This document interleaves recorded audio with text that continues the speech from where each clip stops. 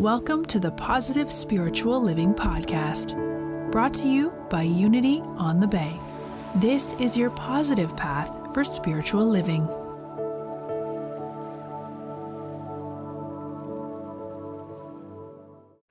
This service, one of the things that came up for me was just feeling very blessed that we are home for Christmas, right? So we have different homes, but I just hope that you really feel at home here and that you join us to continue to celebrate the Christmas holiday.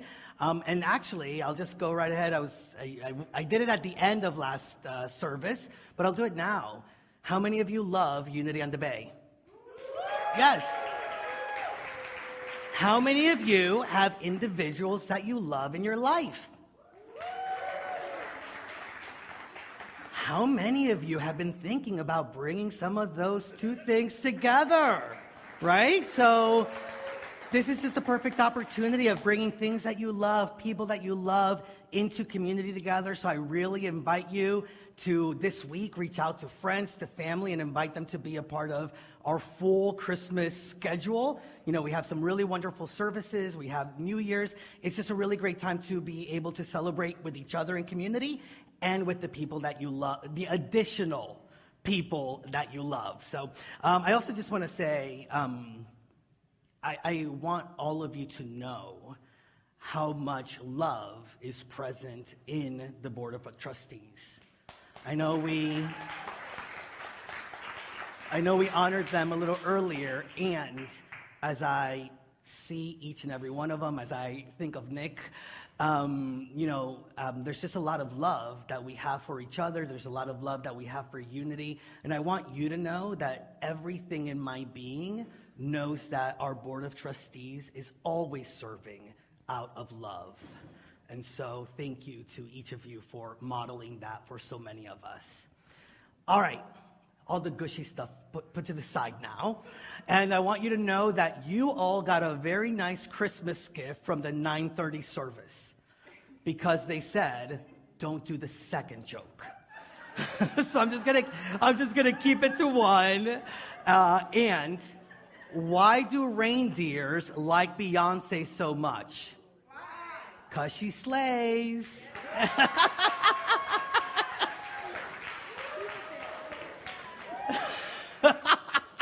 Did you like the additional piece? Okay, yeah, that's what I was working on earlier. All right, well, for this, some people are asking for the second joke. I know to listen to the first service, but Jody, if you want to hear it after the service, I'll be more than happy to share it with you. And if it works, we'll bring it back next week.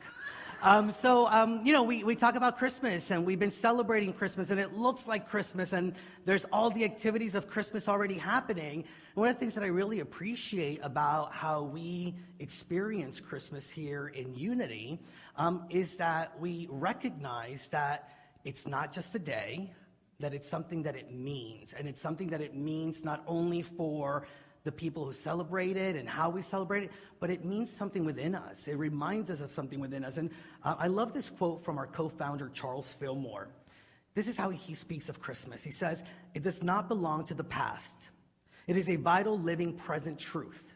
The bringing forth of the Christ child is not a work that is finished in Bethlehem. It is taking place in our midst every day." And so as we prepare through Advent and through coming together for Christmas, that is sort of like the invitation that I invite all of you into, and I'm inviting myself into, is like, what is taking place within us? And how are we creating the space for a deeper understanding of everything that God and everything that Jesus and everything that Christ is within us?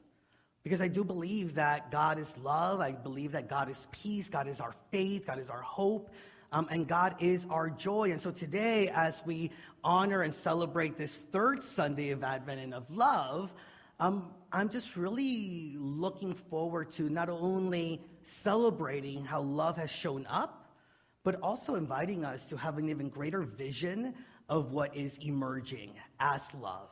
The many ways in which, yes, love is calling us forth in some small and in some really big ways. And that as we are entering that call, that we hold the vision of what is possible, that we hold the vision of our place in making and creating a greater experience of love, not only for ourselves, but for all those around us and for humanity itself. And as we celebrate Advent meaning like the emerging of something new in the horizon, right? Like we can lean on our experiences of love and our understanding of love and know that there is something that is emerging, there is something that is coming up that we may not even fully know what it looks like, but we can have the faith of what it'll feel like. Because it will feel loved. It will feel peace. It will engender within us a greater sense of joy and happiness and abundance and prosperity, not only for us, but for all of humanity. And so this is really a celebration of what has been and a celebration of what we get to hold as the possibility this Christmas holiday. Now, let's see if some of you get this at this service. Everybody say love. Everybody say love. Everybody say love. Who knows where that's from? Oh, good. At the first service, they didn't know. And yes, Unity on the Bay, we are the kind of community that quotes RuPaul and RuPaul's Drag Race. So one of the things that is clear for me is that in order for me to experience love, I have to share love. Have you found that when you sort of share your love with others, you get a greater sense of what it actually feels like and what it looks like and sort of like the fabric of what love is as we are in love and sharing our love with other people? And to me, love is really an action, and it's an action that really invites us to recognize that what we are and who we are and the many ways in which God and the Christ nature is within us, that's not something to be hoarded, right? That's not something just for us. That is something that really needs to be expressed. That the blessing of trusting and knowing and claiming our divine Christ nature is felt and experienced when we express it, not repress it. And so today, I really invite us to think about the ways in which we are expressing love, the ways in which we are being invited to express love, and yes, even the ways in which we may be repressing love. Because if you're having some similar experiences as I am, there are times when, I know what love is trying to inspire in me. The actions, the words that it is trying to... And there is something, right? It's like, oh, that would be so lovely. Yes, that would be so great. And I'm going to know. Like that, I'm going to repress that because I need to show up in a different way, or because people may not understand, or just because there's something within us that may be fearful of being misunderstood or fearful of just not getting it right. And so the opportunity this week is to really check in about that. What are the ways in which not only are we being invited to express love, but what are the ways in which we have kept our love small and repressed it? Where are those places within our own lives? And quite honestly, where are the places within the world where that love and that peace and that harmony is being repressed? Now, for me, the core of what God is love. That's it. God is love. The very character of God, the very expression of God is love. And so if we want to experience God, I believe we have to experience love. If we want to really embody our own Christhood, we have to express that Christhood through love. And the way that God loves us and to experience the way that God loves us, we get to know it more fully when others get to know how we love them, how we hold them. And so really the way of God is the way of love. And I love that as we are celebrating, the life of Jesus, because it's not just the birth, right? Like we're celebrating the birth of Jesus, but because of the kind of life that he led and modeled and shared with all of us. And I love that in the Gospels begin with, for God so loved the world. That's it. For God so loved the world that Jesus came into being so that with him we would have a greater understanding of the possibility of living into our truth and living into our own Christ nature. And when we look at the life of Jesus and when we look at everything he did, for me, the thing that I get the most is he was a man of love. what he did, how he showed up, right? Like the stories that we've learned about where he loved those that other people couldn't love. He loved those that were on the sidelines, that were ostracized, right? Those that either people didn't think they were worthy of love, or even they themselves didn't think that they were worthy of love. How many times have we felt put to the side? And how many times have we put ourselves to the side, right? But he loved the sick, he loved the poor, he loved his enemies. How many of you have been working on that one for a lifetime, right? Love was the core of his message. And one of the things that I really was sitting with today is like, also when Jesus speaks and affirms and claims the Father and I are one, what I get out of that is what we now hear quite a bit is love is love. God's love was Jesus' love, was Christ's love, is our love. Love is love is love. And it reminds me of the way in which Khalil Gibran speaks of Jesus. How many of you have heard of Khalil Gibran and the Prophet? How many of you knew that he actually had other books other than the Prophet? A few, okay, good.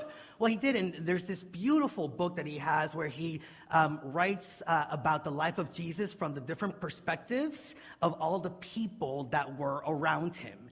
And so in Jesus, the Son of Man, Khalil Gibran shares this about Jesus. I would tell you more of him, but how shall I? When love becomes vast, love becomes wordless.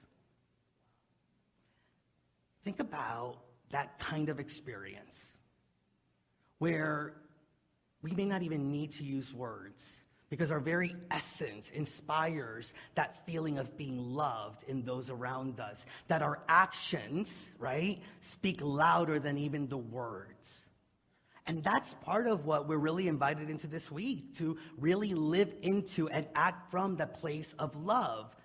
Could our love be the same way? Yes, right?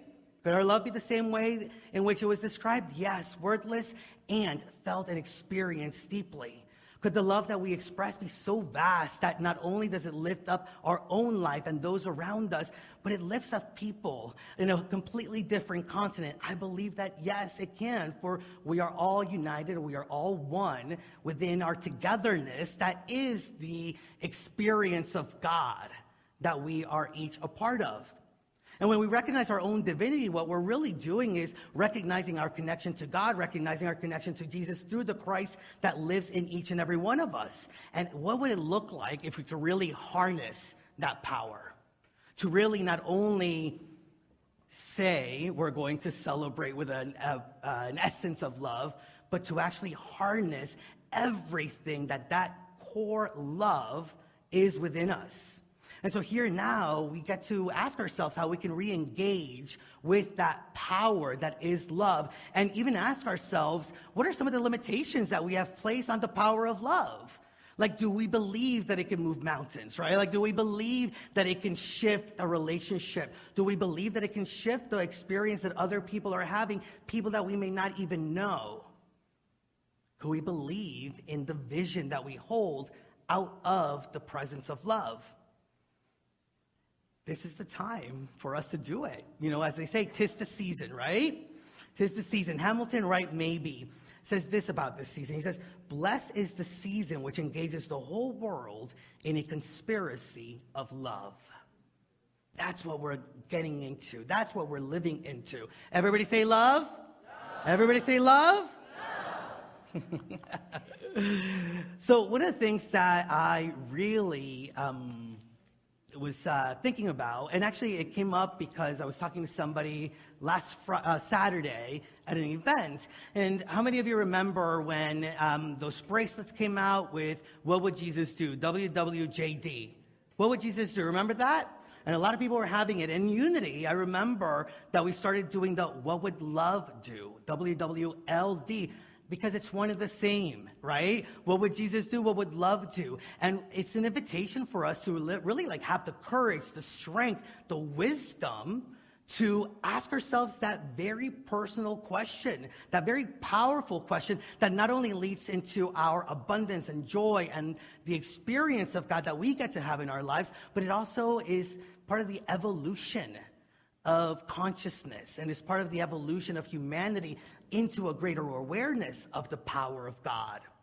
And so when we ask that question, and believe me, I know it takes courage. Because sometimes we don't even want to ask the question, right? Sometimes we want to just pretend that we don't know any better. Yes? Yeah. And so once we do ask the question, I really believe that just the asking of the question activates something. It's powerful enough. Because for me, what it does is it says that I'm a little, if not fully, open to expressing love. Right? And so the moment that we ask the question, well, what would love do now? We're basically telling the universe, love itself, I'm open enough to hear it and then to see how that can shape up.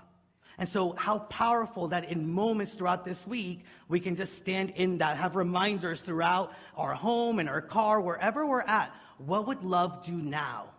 And when I spoke about faith 2 weeks ago, I asked the question, are we choosing and moving from the place of faith or from the place of fear?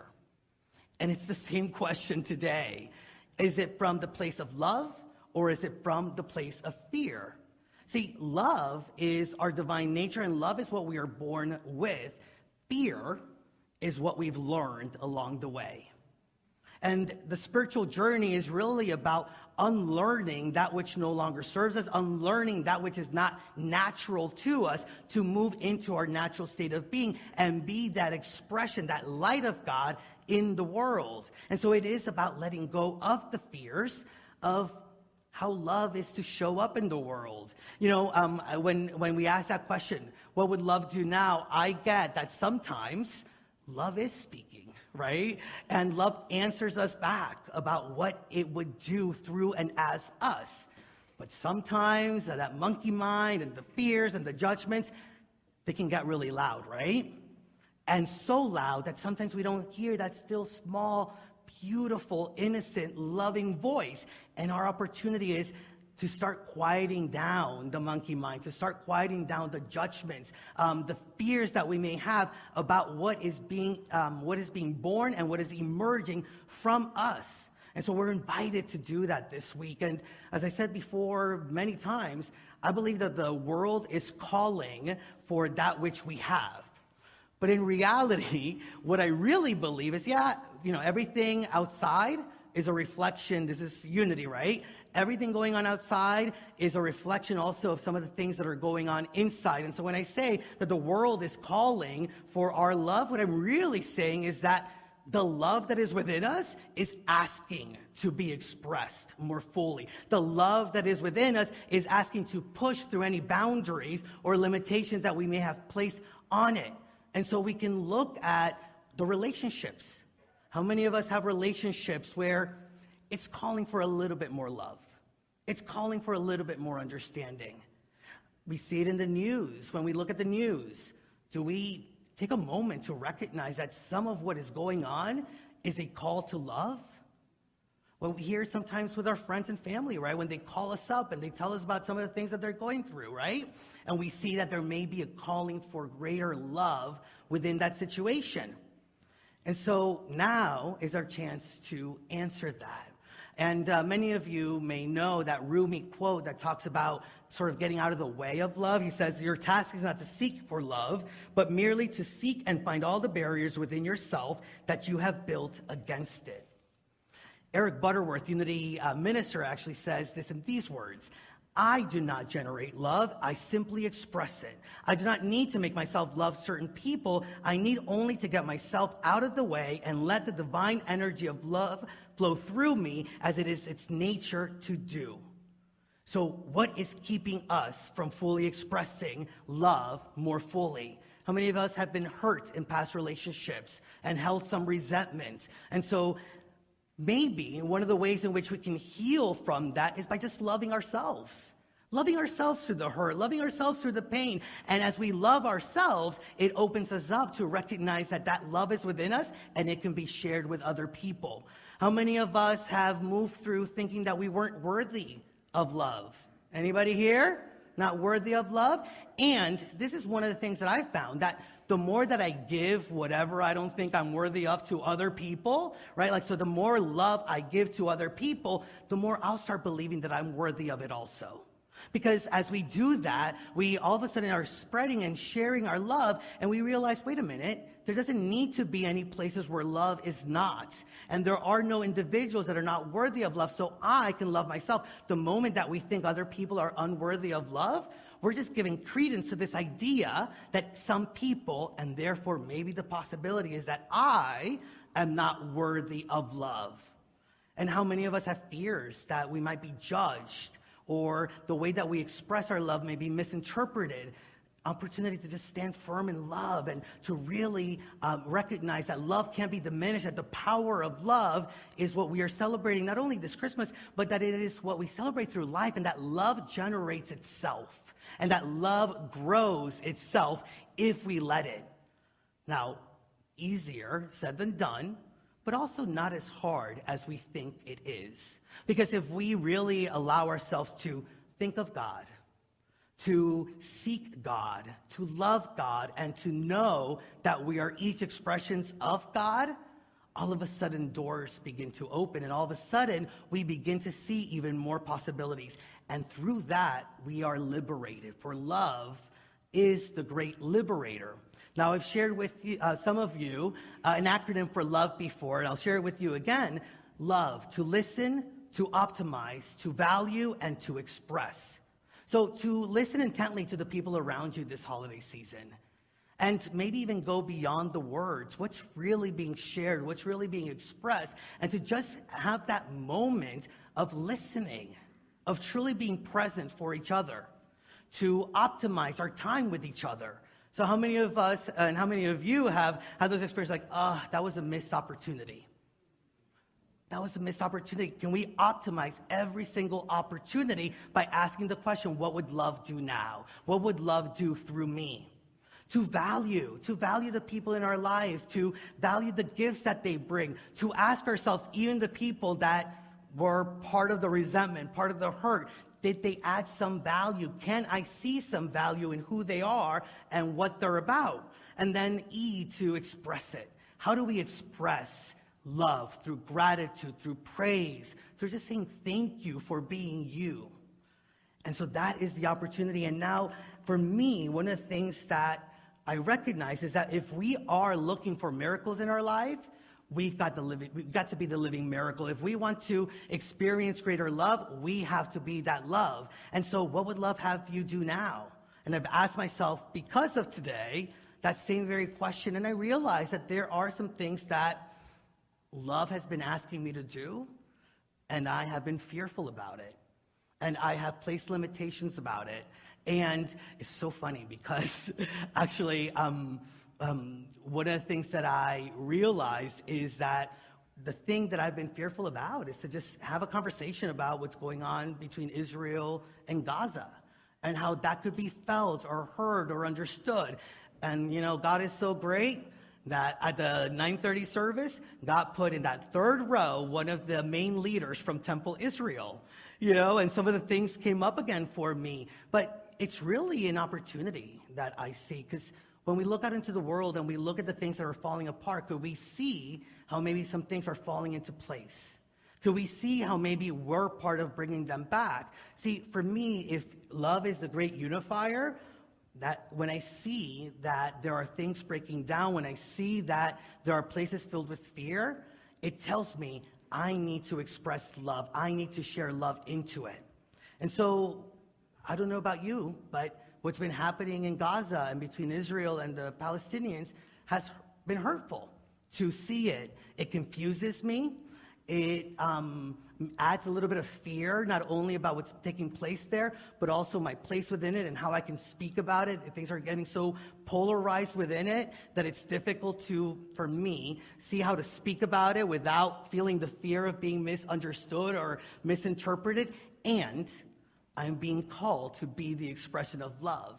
I am being called to seek how love is meant to rise up and emerge in those places. And so I invite us to send our prayers and that feeling and that engendered feeling of love to the people of Gaza, the people of Israel, the victims that have died as a result of it, the innocent lives that have been lost. And I also invite us to hold the vision. You know, I was reminded this morning of in World War I, where all of a sudden for Christmas Day, there was a stop to that war. And for that day at least, there was peace during World War I. Can you hold that vision? Right? Can you hold that vision? Everybody say love. Love. Everybody say love. Love. Everybody see love. Everybody be love, right? And so can you join me right here and right now and just see that the miracle that took place in World War I is the miracle that can take place right here and right now for the people of Israel and the people of Gaza. Yes? Yes. And together we are able to hold all those things and be the love in expression that will emerge out of the moments of disharmony and of unknowingness and of not recognizing and claiming the truth of who we are as individuals and as humanity. Ernest Holmes says, love alone shall discover the heart of God at the heart of humanity. Love alone shall reveal the self to the self and find enthroned in the high citadel of the secret place of God in our own heart, which embraces the whole world. When love's activity is no longer confined to the littleness that restricts, but extends to everything and everyone, then shall we hear its songs sung throughout our lives. Everybody say love. Love. Everybody say love. And it's not enough to say love. It is important to be that love, to act from the sense of love, to be in togetherness in the name of love, and to be truly living love in action. And I just leave with you,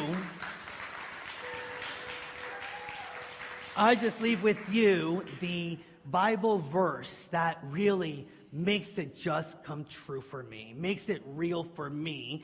And so God is love from 1 John chapter 4, verse 16. And those who abide in love abide in God, and God abides in them. Let us be the expression of God by being the expression of love in our lives and in the life of all humanity this Christmas holiday. Namaste. Thank you.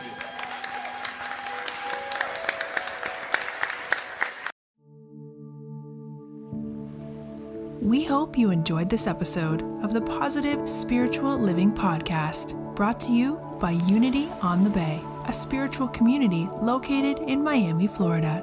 Unity on the Bay is supported by the generosity of its community. If you'd like to make a donation or learn more about Unity on the Bay, please visit unityonthebay.org. You can also follow Unity on the Bay on Facebook, Instagram, and Twitter for even more positive spiritual inspiration. Until next time, thanks for listening and many blessings. Namaste.